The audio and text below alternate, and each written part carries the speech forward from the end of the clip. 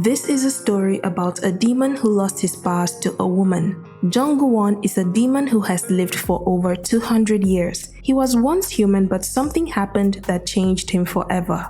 Although he's feared by many, he is very easy on the eyes. He has a tattoo on his wrist, which is the source of his powers. Gu-won thrives on deceiving desperate humans into making deals with him. He grants their wishes, and in return they sign a deal condemning their souls to hell. When the deal expires, he shows up and takes their soul. On the other hand, there's Doohi. Doohi is a young philanthropist well celebrated in the business world. She's a director on the Mirai group of companies owned by Madame Ju, her foster mother. Madame Ju is a bittersweet old lady who likes no one but Doohi, not even her own children. She believes them to be failures and has no hope in them. There's Noksumin, her son, with his child and wife, Noksu-an, her daughter with 2 children, and her young nephew Jusuk. You can imagine they do not like Doohi for getting all their mother's love and attention.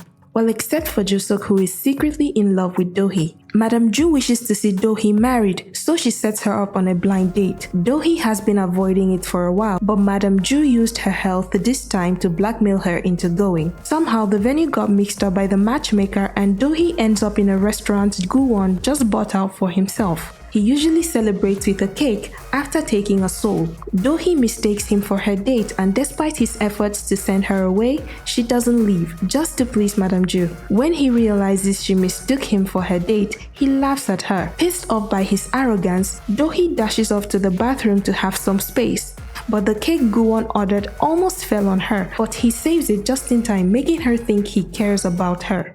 While she heads to the restroom, some goons come in to look for Gu-won, who just killed their master who made a deal with him years ago. While Gu-won is busy fighting, Doohi is busy dolling up in the bathroom, thinking he must be into her for ordering her a birthday cake. By the time she comes out, the cake is ruined, and Gu-won is pissed off he didn't even have his cake in peace. Even more, he didn't care if she was still there or not. So Doohi storms off in anger. On her way back, Doohi gets a call from the head of their financial team saying he has information that could help her become the next CEO of Mirai Group. The man tells her to think about it and call him back, but luck is not on his side as he's killed by an unknown man. Doohi meets Madame Ju in the hospital, who asks how the date went. Her description of Gu-won doesn't match the person Madame Ju knows, so she brings out the photograph of her date and they realize they got the locations mixed up. Her secretary calls Gu-won to apologize, but he drops the call because he doesn't care. Madame Ju gives Doohi a ring for her birthday and tells her to give it to the man she's going to marry. She tries setting her up on another date, but Doohi runs out before she could.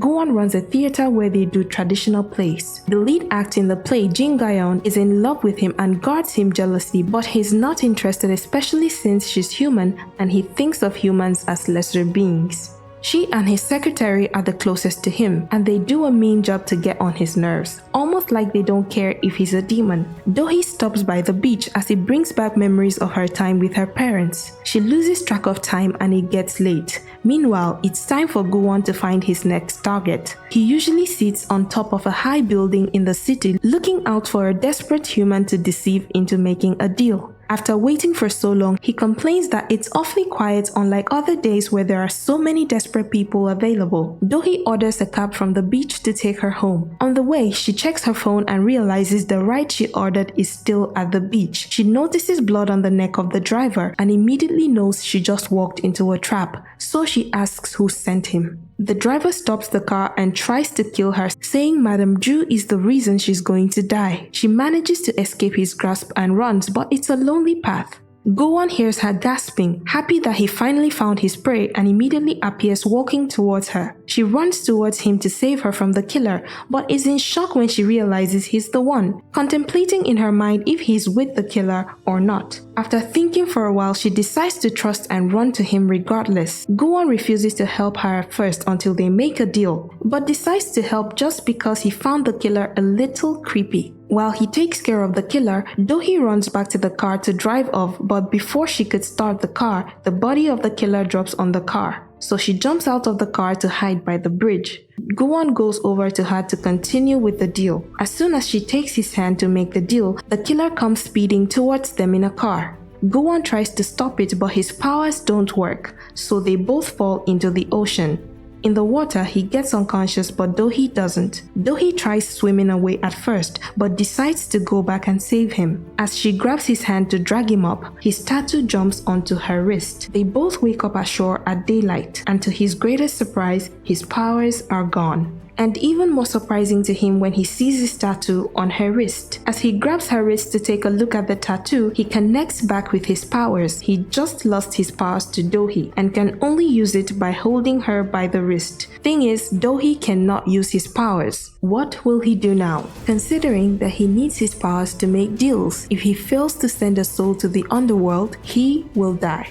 If you want to see more, let us know in the comments. Tune in for more movie moments.